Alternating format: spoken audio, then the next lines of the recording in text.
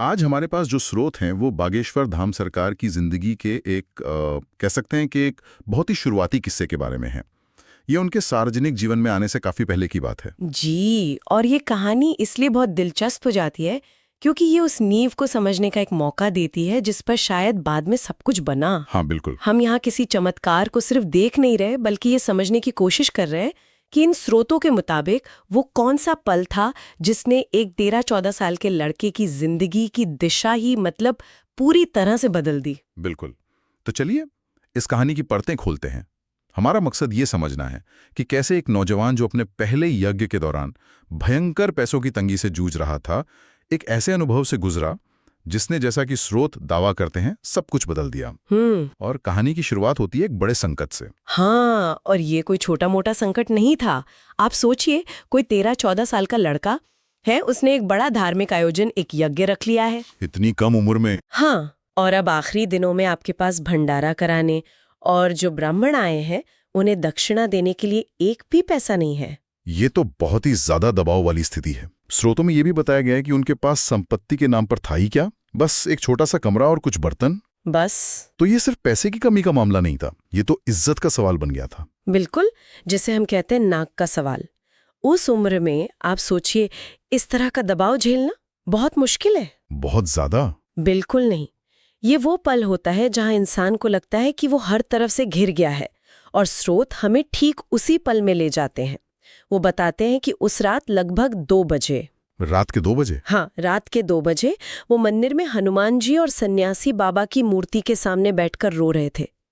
ये एक तरह से पूरी तरह से हार मान लेने और खुद को भगवान के हवाले कर देने वाला क्षण था। और शायद यहीं से, जहां इंसान की कोशिशें खत्म होती हैं, वहां से कुछ और शुरू होता है। क्योंकि जब वो ऐसी हताशा और दुख में डूबे हुए मंदिर की सीढ़ियां चढ़ रहे थे, तभी कहानी में एक नाटकीय मोड़ आता है। मंदिर के अंदर से एक जोरदार हुंकार की आवाज आती है। और यहाँ पर हुंकार शब्द पर ध्यान देना बहुत जरूरी है। ये सिर्फ एक तेज आवाज या कोई चीख नहीं है। अच्छा? आध्यात्मिक संदर्भ में हुंकार एक ऐसी गर्जना होती है जिसमें एक दैवीय अधिकार होता है, एक तरह की आज्ञा होती है। ये ऐसी आवाज है जो आपको महसूस हो कि वो कहीं और से आ रही है। स्रोत इस पर बहुत जोर देते हैं कि ये कोई मामूली आवाज नहीं थी। और उस आवाज ने कहा क्या? उस गर्जना में साफ साफ शब्द थे, चिंता मत कर, व्यवस्था सुबह हो जाएगी। बस इतना ही? बस ये एक लाइन, कोई लंबी चौड़ी बातचीत नहीं, बस एक सीधा साधा आश्वासन। लेकिन ये आश्वासन एक ऐसी आवाज में था जिसने उनके सारे डर को एक पल में खत्म कर दिया। ये बात वाकई में हैरान करती है। स्रोत ये भी कहते हैं कि वो आवाज आज भी उनके कानों में गूंजती है। मतलब ये कोई भूली बिसरी याद नहीं है, ये एक जिंदा अनुभव है। बिल्कुल। लेकिन यहां एक सवाल उठता है। ये अनुभव तो सिर्फ आवाज का था, पर स्रोत दावा करते हैं कि बात यहीं पर नहीं रुकी। सही कहा। वो दावा करते हैं कि इसके बाद जो हुआ वो और भी ज्यादा अलौकिक था। उन्हें सिर्फ आवाज ही नहीं सुनाई दी, बल्कि सन्यासी बाबा ने उन्हें साक्षात दर्शन भी दिए। साक्षात दर्शन? हाँ, और उनका जो रूप स्रोतों में बताया गया है वो किसी आम इंसान जैसा बिल्कुल नहीं है। अच्छा, तो कैसा बताया गया उनका रूप? यहाँ पर डिटेल्स क्या हैं? डिटेल्स बहुत साफ है और उनमें एक खास तरह का प्रतीकवाद, एक सिंबोलिज्म छिपा है। पहली बात, उनका कद लगभग 6 से 7 फुट बताया गया है। 6 से 7 फुट? ये तो काफी लंबा है। और रंग एकदम गोरा। ये एक ऐसी छवि है जो सामान्य से अलग है, बहुत प्रभावशाली है। और क्या पहना था उन्होंने? उन्होंने पैरों में मोटी लाल लकड़ी की खड़ाऊ पहनी हुई थी, और उनके हाथ में कोई छोटी मोटी छड़ी नहीं, बल्कि 4-5 फुट का एक बड़ा सा चिमटा था। 4-5 फुट का चिमटा? जी, और चिमटा अक्सर हठयोगी साधुओं या घोरियों से जोड़ा जाता है। ये शक्ति का, नियंत्रण का प्रतीक है। तो एक तरफ तो इतना विशाल और शक्तिशाली रूप, 7 फुट का शरीर, 5 फुट का चिमटा, ये तो किसी को भी डरा सकता है। यहीं पर कहानी में एक और दिलचस्प मोड़ आता है। उनके चेहरे का जो वर्णन है वो इसके एकदम उल्टा है। वो कैसे? स्रोत कहते हैं कि उनके सिर पर बाल नहीं थे, होंठ प्राकृतिक रूप से लाल थे, और चेहरे पर कमल के फूल जैसी मीठी मुस्कान थी। अच्छा। तो सोचिए, एक ही छवि में शक्ति का प्रचंड रूप भी है और करुणा की कोमलता भी। ये दिव्यता के दोनों पहलुओं को एक साथ दिखाने जैसा है। और इस पूरे अनुभव का उन पर क्या असर हुआ? मतलब एक 13-14 साल के लड़के के लिए ये सब देखना और महसूस करना। ये उनके लिए इतना इंटेंस था, इतना ओवरवेलमिंग था कि स्रोत बताते हैं कि इस दर्शन के बाद वो लगभग 1.5 घंटे तक बेहोश रहे।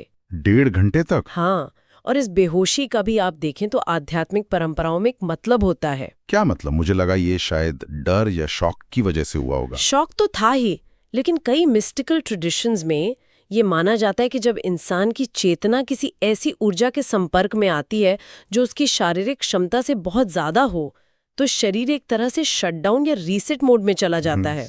अच्छा। ये उस अनुभव की सच्चाई और तीव्रता को साबित करने का एक तरीका भी है कि ये कोई सपना नहीं था, बल्कि एक ऐसी हकीकत थी जिसे उनका शरीर संभाल नहीं पाया। ठीक है, तो अब तक हमारे पास एक दैवीय आवाज से मिला आश्वासन है और एक अलौकिक दर्शन भी है। लेकिन असली परीक्षा तो अगली सुबह होनी थी। बिल्कुल। क्योंकि वादा था कि व्यवस्था सुबह हो जाएगी। अब सवाल था कि कैसे। हाँ, किसी भी वादे की कीमत तो उसके पूरे होने पर ही होती है। स्रोत बताते हैं कि अगली सुबह करीब 8:30 बजे एक बोलेरो गाड़ी मंदिर के पास आके रुकी। बोलेरो गाड़ी? हाँ, उसमें से एक आदमी उतरा जिसने सफेद शर्ट और काली पैंट पहनी हुई थी, एकदम साधारण पहनावा। रुकिए, मतलब कोई साधु संत या कोई जाना पहचाना अमीर आदमी नहीं, बस एक आम सा दिखने वाला अजनबी? हाँ, और यही बात इस कहानी को और रहस्यमयी बनाती है। वो क्यों? अगर कोई जाना पहचाना व्यक्ति मदद करता तो श्रेय उस व्यक्ति को जाता, लेकिन एक अनजान व्यक्ति का आना इस बात पर जोर देता है कि मदद का स्रोत मानवीय नहीं बल्कि कोई और ही था। कहानी में उस व्यक्ति का गुमनाम रहना बहुत जरूरी है। समझ गया। तो उस अजनबी ने आके क्या किया? उसने कुछ ज्यादा नहीं कहा, बस एक बैग दिया और चला गया। और बैग में? जब उस बैग को खोला गया तो उसमें कैश था और रकम थी 2,85,000। 2,85,000? और यज्ञ के लिए जरूरत कितनी की थी? जरूरत थी लगभग 2 लाख रुपए की। तो जरूरत से भी ज्यादा पैसे आए। हाँ, यहाँ भी एक दिलचस्प बात है। मदद सिर्फ जरूरत के बराबर नहीं आई बल्कि जरूरत से कहीं ज्यादा आई। ये भी एक तरह का प्रतीक है। किस तरह का प्रतीक? कहानी सुनाने के नजरिए से देखें तो ये डिटेल इस बात को स्थापित करता है कि जब दैवीय मदद आती है तो वो नाप तौल कर नहीं आती, वो बहुतायत में आती है, अबंडेंस में। ये सिर्फ समस्या का समाधान नहीं है, ये एक तरह का उत्सव है।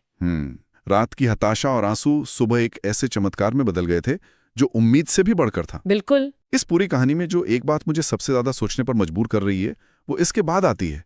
स्रोतों में ये साफ साफ लिखा है कि इस अनुभव के बाद गुरुजी ने उन्हें इस दर्शन की सारी बातें किसी को भी बताने से मना कर दिया था। जी, ये थोड़ा अजीब नहीं है?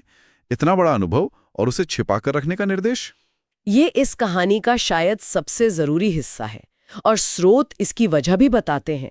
गुरुजी ने इसे भक्त और भगवान के बीच की गुप्तगू कहा। गुप्तगू? हाँ, यानी एक बेहद निजी और गुप्त बातचीत। इसका सीधा मतलब था कि ये अनुभव दुनिया को दिखाने, अपनी शक्ति का प्रदर्शन करने या अनुयायी बनाने के लिए नहीं था। तो फिर इसका मकसद क्या था? इसका एकमात्र मकसद था उनके खुद के विश्वास को चट्टान की तरह मजबूत करना।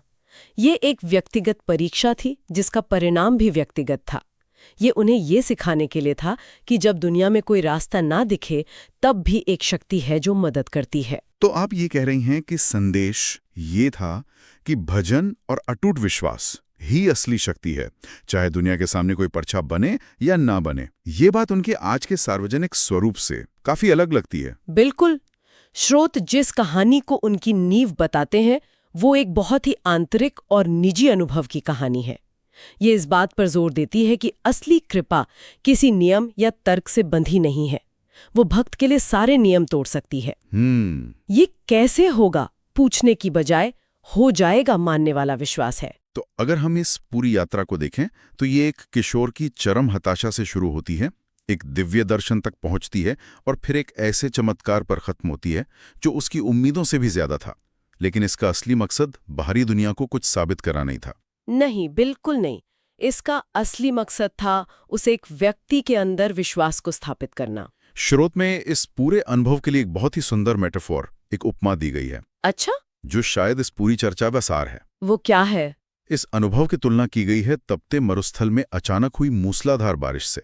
तपते मरुस्थल में मूसलाधार बारिश? हाँ, ये सिर्फ प्यास बुझाने वाली कुछ बूंदें नहीं है। ये वो बारिश है जो सूखी फटी हुई जमीन को न सिर्फ भिगोती है बल्कि उसे फिर से जिंदा कर देती है, उसे ठंडक और नया जीवन देती है। ये वाकई में एक बहुत शक्तिशाली छवि है। ये सिर्फ संकट के खत्म होने का नहीं, बल्कि एक नई शुरुआत का प्रतीक है। बिल्कुल, उस आंतरिक शक्ति को पाने की कहानी है जो शायद उस दिन के बाद से उनकी यात्रा का केंद्र बन गई। सही कहा, ये उस नींव के पत्थर की कहानी है जिस पर स्रोतों के अनुसार बाद की पूरी इमारत खड़ी हुई। और ये कहानी विश्वास की प्रकृति पर ही एक गहरा सवाल छोड़ जाती है, जो इस पूरी चर्चा का केंद्र भी रहा है। हाँ, ये हमें सोचने पर मजबूर करती है। स्रोत इस बात पर जोर देते हैं कि भजन और विश्वास अपने आप में ही एक शक्ति है, चाहे उनका कोई सार्वजनिक प्रदर्शन हो या न हो। और यहीं से वो अंतिम विचार उठता है जिसके बारे में श्रोताओं को सोचना चाहिए। ये स्रोत हमें एक तरह से दो तरह के अनुभवों के बारे में बताते हैं। एक वो जो निजी होता है, जिसका मकसद सिर्फ आपके अंदर विश्वास जगाना है, और दूसरा वो जो सार्वजनिक होता है, जिसका मकसद शायद उस विश्वास को दुनिया को दिखाना है। और ये कहानी पहले प्रकार के अनुभव की है। जी, तो सवाल ये है कि क्या सच्ची आस्था को किसी बाहरी प्रमाण की जरूरत होती है, या फिर आस्था खुद ही अपना सब